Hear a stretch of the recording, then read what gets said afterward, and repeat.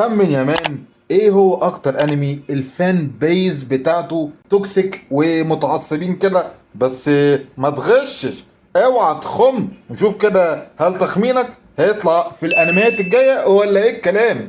في المركز الخامس طوكيو ريفنجرز، اما في المركز الرابع ففانز سورد ارت اونلاين، وفي المركز الثالث كمان ناروتو سلاش باروتو، خاصة ان الفانز كلهم بيقارنوا ما بين مصادر القوة في ناروتو وكمان باروتو مين اقوى. وفي المركز الثاني اتاك اون تايتن بالنهاية بتاعته الغريبة والديبيت البوليتيكال المستمرة. وفي المركز الاول انا كنت متخيل امان ان هم يطلعوا الفانز بتاع وان بيس عمك وكده، لكن تخيل طلع مين؟ انمي ماي هيرو اكاديميا. فهاي يا مان، تخمينك طلع في الليسته دي. انا عن نفسي اكتر انمي انا متعصب له هو هانتر اكس هانتر.